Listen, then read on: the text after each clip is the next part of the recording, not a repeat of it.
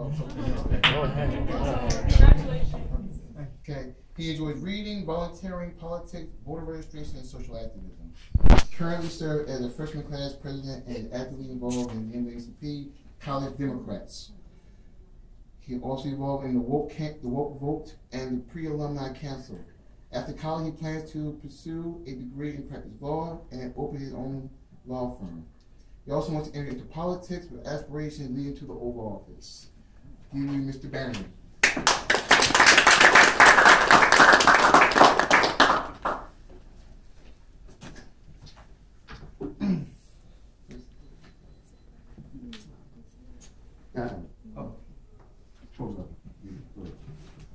Well, hey everyone.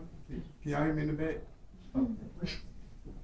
Well, with the question, I do believe that Doug Jones' election does mark a turning point in progress, but I don't believe it should just end there. I do believe that his election did start the conversation in a way that we only have it every 4 years, and I do believe that considering his opponent, it did give us that extra, initiative of, okay, it's now or never. We can't just sit this one out. This time it actually does affect me. But the question is, if Doug Jones had a different kind of opponent, would it be just as, celebrated, just as world-changing? You have the choice, as I told my classmates from registering to vote. You have the guy that said that that America was better off in slavery, or the guy that prosecuted. By the way, he's from my hometown of Birmingham, Fairfield, same general area, where he actually prosecuted the killers of the 4 little girls in the church that's not too far from where my grandparents grew up. So faced with that choice, it was like we as a community didn't have much of a choice but to go out and vote. It wasn't like it was just, oh, it's the same old. This doesn't affect me. It's 2 white guys. Why should I care? What does politics have to do with me? My vote doesn't matter. This time we had to sit back and at least try and know that if we voted, at least we had a say in the outcome. We didn't just let this happen to us. And it does mark a turning point, but it's not the turning point. It's not that catalyst for change that we need to see a worldwide, nationwide change in the society and the culture and law enforcement, things of that nature. We've come so far, but since then, what has the conversation been on? We keep on getting distracted by, and I'm trying to be politically, neutral, but I'm just gonna call it what it is. We're distracted by that fool that's in the Oval Office that every single time we try and get some progress somewhere or another, we gotta worry about the latest tweet or the latest accusation or the latest scandal. I mean, it's like he's using this as a new reality TV show trying to test out what he's gonna do afterwards. Like, it's just like this on the next episode of the Trump administration. Who's gonna last to the final round? And you can't get, because I'm in like 3 different political group chats online, and I'm going to say how varied it is. You have Holocaust deniers, you have Trump supporters, you have Obama is still my president, you have the whole spectrum. You can't have this kind of constructive political, dialogue if we're going to be distracted by 140 to 280 characters going off 3-4 times a day. In my community in particular, we don't see the importance in the mayor, in who's the sheriff, who's the commissioner, who's the probate judge. With us, it's who's the president, some cases who's the governor, and that's it. And I believe with this election, we realize that it isn't just the president's election that matters. It takes the people who represent you in the Senate, in the Congress. That's what most of the power is. The president's role is mostly ceremonial. He's just supposed to enforce the laws that are written in Congress and that are interpreted by the Supreme Court. But your congressman, your senator, that's who's going to affect the change in your society. That's who's going to decide if Tuskegee University should have more funding, or if they should follow the president and say that HBCUs getting more funding is unconstitutional because it's affirmative action and it's racist against white schools that they don't get much funding. With the election, I have a quote for it. This election was just a drop in the bucket of progress. we have to unleash a tidal wave of activism in order to create change. We can't just say, okay, like she said, we can't just say, oh, it's the white person that likes us, everything's all good. At the end of the day, what I look like and what he looks like are two completely different things. And that's gonna determine what he gets and what I get. Like, he doesn't have to work. Yes, he's a senator. Yes, he's from Alabama, but he doesn't go through that focus of, if he comes in a room dressed like how I am, are they going to think that's how he always dresses, or is he just dressing like that for the occasion? He doesn't have to automatically be assumed as a criminal no matter where he goes. He doesn't have to worry about trying, when he runs for office, to represent his community, whether or not that his people are going to support him, or they're just going to say, like, my vote doesn't matter. He doesn't have to worry about being taken seriously in a boardroom or have to be the voice of his race, per se. He can feel that his opinion is his alone, not that he's speaking for every single white person from the state of Alabama. And when it comes to empowering the black community, I do believe that Jones' election, don't get me wrong, I campaigned for him. Anybody that was on campus saw me with the shirt, the sign, the stickers, the everything the day of the election. But it did, and I believe it does empower the black community because it shows what we can do if we get up and vote. Lord Jesus Christ.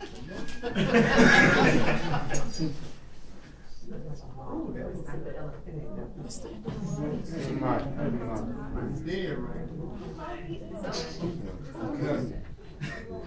I believe that, and I can say this personally in my class, we had a discussion the night of the election. Y'all remember how that turned out in the chat.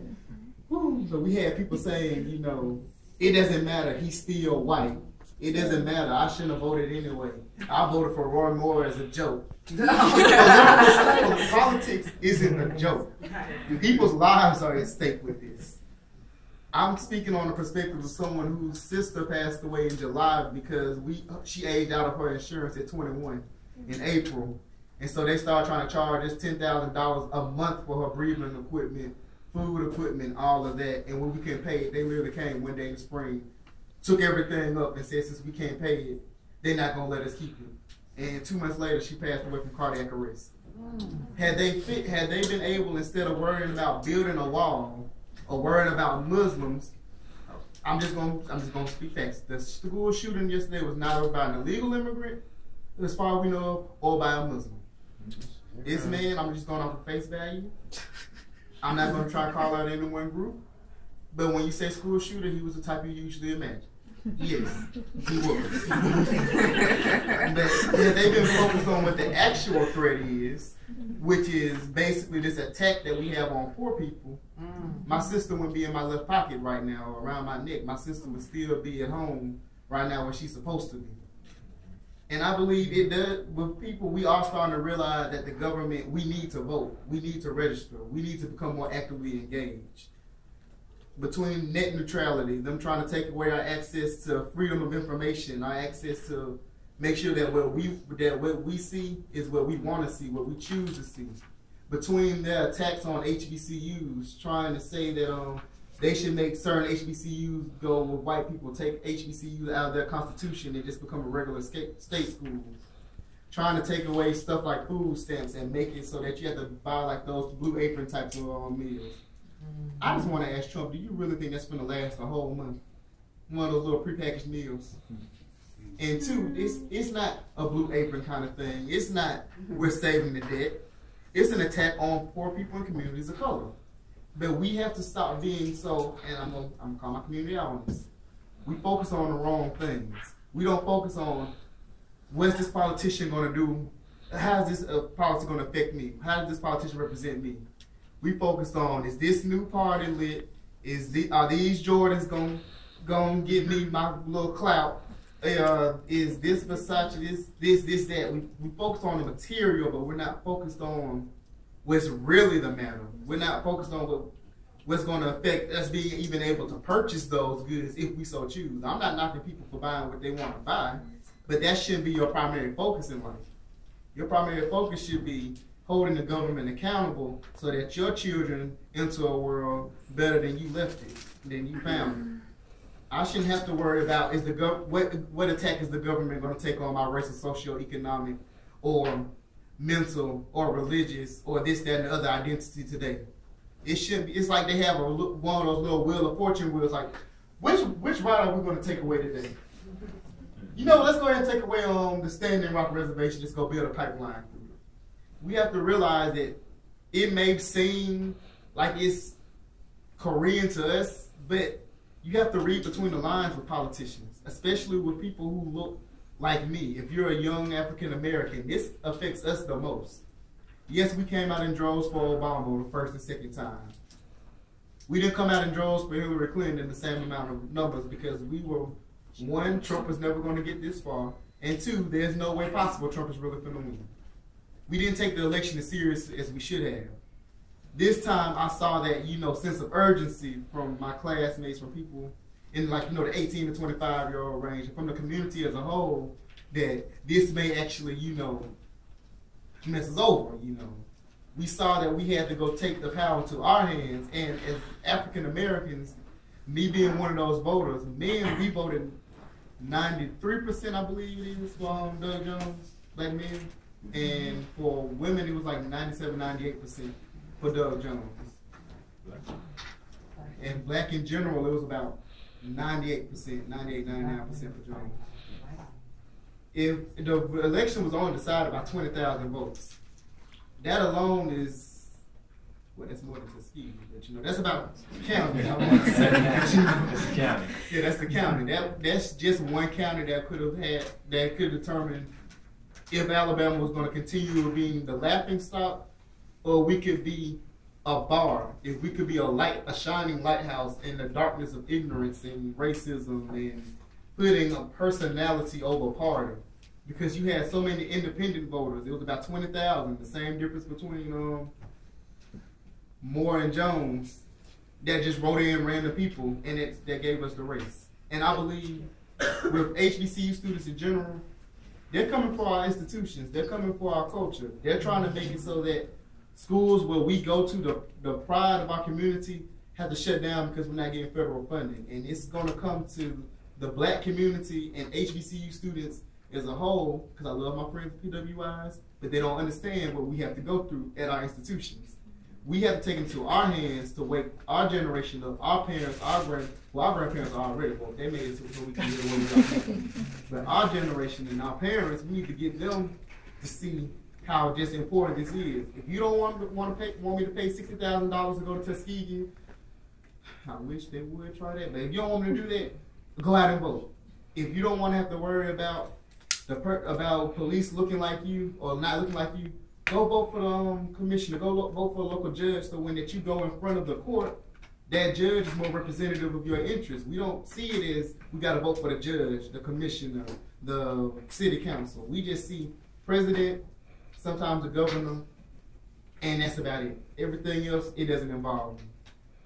And so I believe with Jones, it showed what we can do. It gave us a blueprint on what we can accomplish, but we need to take that blueprint and build a lighthouse that's going to go show the future, and it's going to, well, how am I trying to say it? I'm trying to be too extra with it, but we need to build a lighthouse out of that blueprint that's going to light the way for generations to come and show that, yes, when we finally stood up and fought back, we got something accomplished.